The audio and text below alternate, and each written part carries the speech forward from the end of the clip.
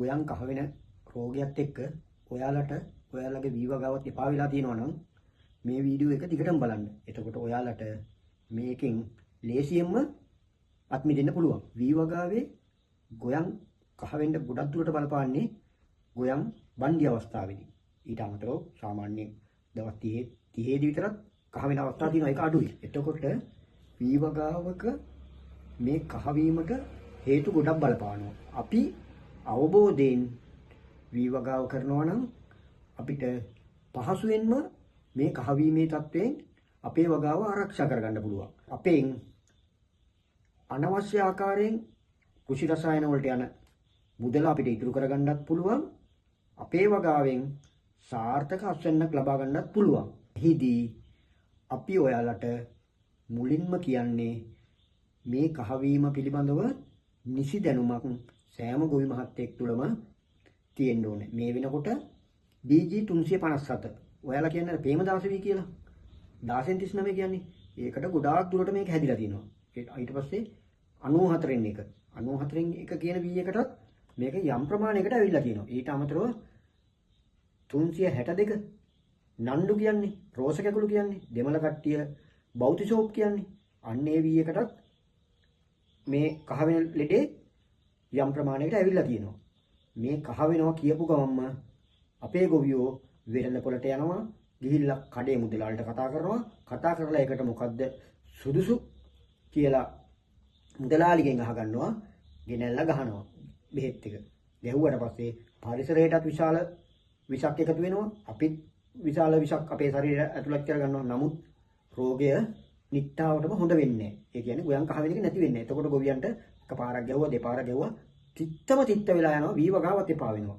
එහෙම නැතුව මේ වැඩේ පහසුවෙන්ම කරගන්න පුළුවන්. අපි මේ පිළිබඳව අවබෝධයක් ලබාගෙන අපිත් එක්ක රැඳිලා ඉන්නවා නම් අපි ඔයාලා මේ වීවගාවේ මේ தත්ත්වය පහසුවෙන්ම මර්ධනය කරගන්න අපි කියලා දෙන්නවා. මෙහිදී සිද්ධ කරන්න ඕනේ අපි ඉස්තරෝම අපේ වීවගාවේදී අපි පරීක්ෂා කරලා බලන්න ඕනේ කහ වෙන්න හේතු ගොඩාක් තියෙනවා. මෙහිදී ඇත්තටම ගොයම පිළිබඳව හොඳට වීවගාව දිහා බලද්දී ගොයන් ශාකයේ වර්ධනය හිමීටම නතර වෙලා ගොයන් කොළ දිගෑරෙන්නේ නැතුව ගොයන් කොළේ කෙලින්ම තිබිලා කහ වෙනවා නම් වගාවට උඩින් චූටි බත් කූරුව ගිල්ලෙනවා දකින්නවා නම් අපි වහාම වීවගාවේ පාදස්තය හා කඳ කොටස් පරීක්ෂා කරලා බලන්න ඕනේ. එහෙම පරීක්ෂා කරලා බලනකොට චූටි සුදු පාට, දුඹුරු පාට, කෝඳුරුවන්ට සමාන සත්තු ගොඩක් දකින්නවා නම් චූටි සත්තු එක්ක දුඹුරු පැල කීඩ සිසුව වෙන්න පුළුවන්. එහෙම නැත්නම් කොළ කීඩාව වෙන්න පුළුවන්, එක්ක සුදු කීඩාව වෙන්න පුළුවන්. මේ කට්ටිය නිසා ඔබගේ වගාවට මේ කහ වෙන එක එන්න පුළුවන්. මේ විදිහට කහ වෙන එක ආවොත් එහෙම අර අනිත් කහ වෙන රෝග වලට වැඩිය ගොඩාක්ම දරුණුයි. මේක ඉක්මනින්ම හඳුනා ගන්න ඕනේ. හඳුනාගෙන ඒ වගේ දුඹුරු පැල කීඩාව නිසා කෝඳුරුව වගේ චූටි සත්තු జాතියක් ගහේ ජලය රැඳෙන කොටසත් එක්කම ඒ ආසන්නයේ රැඳිලා ඉන්නවා. වහාම එක්කෝ ප්‍රදේශයේ කෘෂිකර්ම උපදේශක මහත්තයා හම්බෙන්න ඕනේ. එහෙම නැත්නම් ඔයාලා මේ ගානට කහ වෙලා තියෙනවා නම් අනිවාර්යයෙන්ම මේක ආර්ථික හානිදායි මට්ටමට අවිල්ලා තියෙන්නේ. ආර්ථික හානිදායි මට්ටමට අවිල්ලා තියෙන වහාම මේ සඳහා කුමිනාශක මිලිදීගෙන අපි ඒකේ තියෙන ප්‍රමාණය තියෙන ආකාරයෙන් අක්කරයකට ටැංකි 10ක් විතර ගහන්න ඕනේ. අඩුම ගානේ ටැංකි 8ක් 9ක් වත් අක්කරයකට හොඳින් නෑවෙන්න උදේ හෝ හවස ගහන්න ඕනේ. මේකෙදි අපේ වීවගාව මල් පීදෙන අවස්ථාවේ නම් අපි උදේ 9ට ඉස්සරලත්, ඒ කියන්නේ පරාගණය වෙන්න ඉස්සරලත් හවස 4න් පස්සෙත් අපි මේ සඳහා අපි යොදන්න ඕනේ. මේකෙදි මම කුමිනාශකවල නම් ඔයාලට කියන්නේ එහෙම කිව්වොත් සමාගමක් ඒ වෙනුවෙන් අපි මේ උද්දීපනය කරලා පෙන්වුවා වෙනවා. ඒකින්ද ඔයාලා මිලදී ගන්න වීවගාවේ දුඹුරු පැල කීඩාවට සුදුසුම ලේබල් කියවලා බලලා සුදුසුම මිල අඩු බෙහෙත් එකක් යොදන්න. රතු පාට ලේබලේ කියන එකට ඔයාලා යන්න එපා. රතු පාට ලේබලේ කියන්නේ ඒක විෂ වැඩිම එක. ඒක ගහනවා නම් ගහන්න ඕනේ අවසානම කර කියා ගන්නම දෙයක් නැති අවස්ථාවකදී. ඒකින්ද අපි ඒ රතු පාට ධාරිය තියෙන බෙහෙත් එක අවසාන වශයෙන්ම කරන්නම දෙයක් නැති වෙලාවට විතරයි ගහන්නේ. අනිත් වෙලාවට සාමාන්‍යයෙන් ඒ සඳහා සුදුසු කුමිනාශකයක් මිලදී ගන්නකොට අපි හොඳට බලන්න ඕනේ ඒකේ සක්‍රිය කාලයේද තියෙන්නේ කියලා. අනිවාර්යයෙන්ම කෑමක් ගන්නවා වගේම තමයි බෙහෙත් එකක් ගන්නකොටත් ඒකේ දින හොඳට පරීක්ෂා කරලා බලන්න ඕනේ. මේ සම්බන්ධව මොනවම ආකාරයේ හරි ගැටලුවක් තියෙනවා නම් ඔයාලා පහලින් මට කමෙන්ට් එකක් දාන්න. ඊළඟට මට කියන්න තියෙන ආයේ ගොයම් කහ වෙනවා. ඊළඟට ගොයම් කහ වෙන්න තව හේතුවක් තමයි පොටෑසියම් මූණතාවය. ඔයාලා හිතනවා අපි පොටෑසියම් ගැහුවානේ කියලා. අපි යූරියත් එක්ක රතු උඩු කලවම් කරලා මාස 3-3මාරේ නම් දවස් 45 වෙනකොට දෙපාරක් ගැහුවා. දවස් 35න් එකපාරක් ගැහුවා. දවස් 45න් එකපාරක් ගැහුවා. ඒ ගැහුවත් ඇයි මේ කහ වෙන්නේ කියලා. එහෙම ගැහුවත් සමහර වෙලාවට පසේ තියෙන සමහර තත්ත්වය යකඩ විසවීම ඒ කියන්නේ අර කිව්ල වගේ අන්නේ තත්ත්වයේ හින්දා. එහෙම නැත්නම් අපේ වැලි පොලවක් නම් ගොඩක් දුරට අපි යොදන රසායනික පොහොර රඳවා ගැනීමේ හැකියාවක් නැහැ.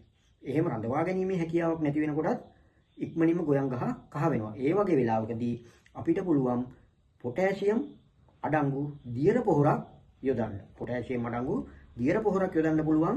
අපි හැබැයි හොඳට හඳුනා ගන්න ඕනේ මේක මොකද්ද මේක හේතුව කියලා. අපි හිතමුකෝ පෝෂක ගුණතාවයක් කියලා. එහෙනම් ඔය K+ කියලා තියෙනවා. K ධන කියලා තියෙන K අකුර.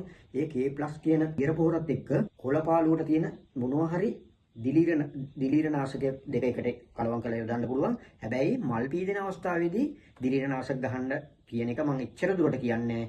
එහෙම වෙලාවකදී නම් මල් පීදෙන අවස්ථාවකදී නම් දිලීරනාශක ගහනවා නම් බොහොම කල්පනාවෙන් දීම හරි හවුස් හරි ගහන්න ඕනේ. කුෂිකර්ම දෙපාර්තමේන්තුව නම් කියන්නේ මල් පීදෙන අවස්ථාවේදී දිලීරනාශක යොදනවා නම් ගොඩක් කල්පනාවෙන් කරන්න කියලා. දියර පොහොරකුත් එක්ක මේ දිලීරනාශකයක් යෙදුවොත් අනිවාර්යයෙන්ම ටික දවස් හැබැයි හැදුනා වගේ වේගෙන් නෙවෙයි. ටික දවසකින් හිමීට ඔයාගේ ගොයම කොළ පාට වෙලා ගහ පීදිලා කිරිවදින්න පටන් ගන්නවා.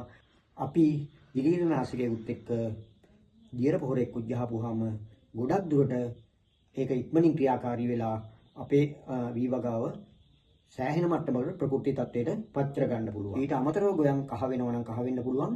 අපේ පොළවේ දැන් ගොඩක් දුරට දික්වසුලි කුණාටු හින්දා පස සෝදාගෙන කියන්නේ. ඒ සෝදාගෙන ගිය වෙලාවේ පසේ තද තට්ටුවක් තියෙනවා. පාංශු කලිල කියන කොටස නැති හින්දා යොදන පෝෂක රඳවා ගන්න අමාරු හින්දා අපිට එහෙම වෙන්න පුළුවන්. ඒ වගේ අවස්ථාවලදී කරන්න පුළුවන් දේවලුත් තියෙනවා. ඒවා මේ සම්බන්ධව හරි වී වගාවේදී වෙනත් ගැටලු හරි ඔයාලට තියෙනවා නම් පහලින් කමෙන්ට් එකක් දාලා මගෙන් අහන්න. මම වෙනත් වීඩියෝ එකකින් ඔයාලා දැනුවත් කරන්න. නිතරම අපි මේ රටේ ගොවියෝ වෙනුවෙන් ගොවියන්ගේ වැඩ වෙනුවෙන් ගොවියන්ගේ අනාගතය වෙනුවෙන් අනිවාර්යයෙන්ම කැපවෙමින් ඉන්නවා. අපි ඔයාලට දෙන්න පුළුවන් සහයෝගය උපරිම මට්ටමින් දෙනවා.